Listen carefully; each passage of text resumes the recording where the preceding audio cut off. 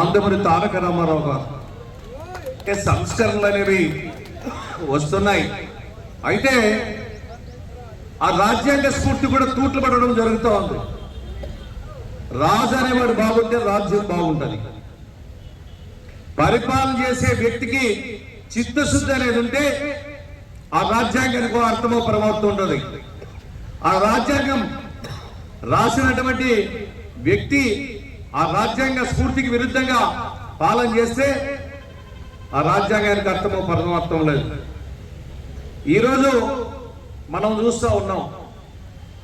ముఖ్యంగా ఈరోజు రాజ్యాంగం పూర్తిగా అమలు కావాలంటే చిత్తశుద్ధి.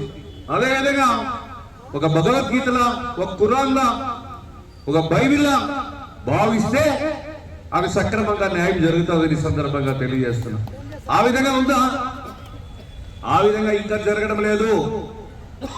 మొన్ననే చూసాం 2019 ఎన్నికల తర్వాత ఈ రాష్ట్రంలో రాజ్యాంగానికి తూట్లు పడడం జరిగింది. ఎవరైనా తూట్లు పడిచింది? స్వేచ్ఛగా బతికారా? స్వేచ్ఛగా మాట్లాడారా? మాట్లాడితే కేసులు. దానికి కారణం జగన్మోహన్ రెడ్డి పాలనలో 24 వరకు కూడా ఒక అనిశ్చితమైనటువంటి పరిస్థితి రాష్ట్రంలో. పాలనలో ఆకృత్యాలు, అనర్థాలు, కేసులు, కుట్రలు, ఎట్లా పడితే ఎట్లా అరెస్టులు ఆ విధంగా నడిచేది. అందుకోసమే నేను ఒకటే చెప్పా, పాలకులకి చిత్తశుద్ధి ఉండాలి. పాలకులని రాజు అనేవాడు బాగుంటే రాజ్యం బాగుంటుంది. రాజు బాగలేకపోతే రాజ్యం బాగుంటుందని ఈ సందర్భంగా తెలియజేస్తున్నా.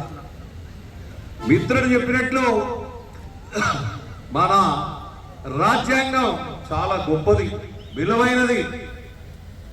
సోదరుడు చెప్పినట్లు అన్ని వర్గాల, అన్ని మతాల వాళ్ళు కూడా పాలనలో భాగస్వామ్యం చేసేదానికి, అధికారం పంచుకునేదానికి అవకాశం ఉంది. అబ్దుల్ కలాం గారు రాష్ట్రపతి అయినాడు, నిజం.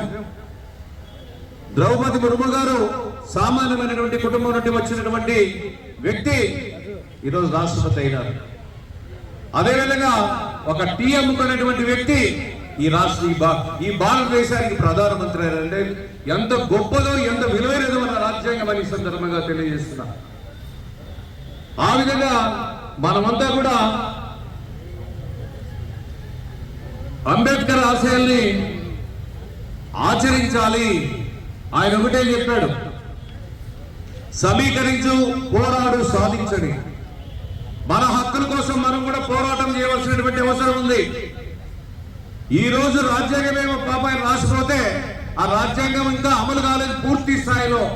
ఆర్థికంగా అసమానతలు ఉన్నాయి, సమాజంలో అసమానతలు ఉన్నాయి.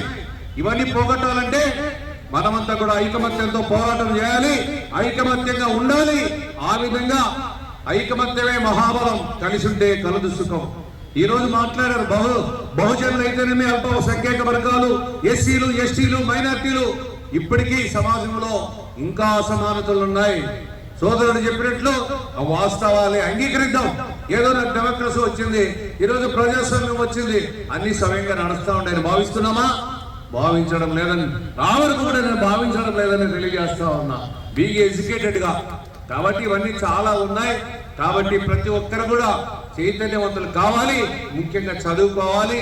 ఆ చదువు ఉంటేనే సంఘంలో కూడా గౌరవ మర్యాదలు ఉంటాయని సందర్భంగా తెలియజేస్తూ, సోదరుడు ఏర్పాటు చేసినటువంటి ఈ కార్యక్రమానికి వచ్చేసినటువంటి మీ అందరికీ అభినందనలు తెలియజేస్తూ, అదేవిధంగా ఏ ఒక్క సమస్యకైనా, బహుజనులకైనా ఎవరికి ఇబ్బంది ఉన్నా మా వంతుగా పార్లమెంటేరియన్ గా నా వంతు కృషి, సహాయ సహకారాలు ఉంటాయని సందర్భంగా తెలియజేస్తూ సెలవు తీసుకుంటూ, అదేవిధంగా ఇప్పుడే మా సోదరి మన కూడా చెప్పింది, రీసెంట్లీ మహారాష్ట్ర గవర్నమెంట్ ఒకటి నాలెడ్జ్ డేగా ఈరోజు ప్రకటించారు మహారాష్ట్ర ప్రభుత్వం.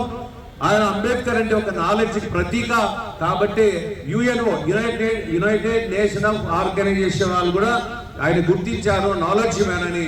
కాబట్టి ఆ విధంగా గౌరవ మర్యాదలు కూడా ఇచ్చారని ఇప్పుడే తెలియజేశారు. చాలా సంతోషం. కాబట్టి ఈ అవకాశం ఇచ్చిన మీ అందరికీ పేరు పేరున ధన్యవాదాలు తెలియజేస్తూ సెలవు తీసుకుంటాం. Thank you.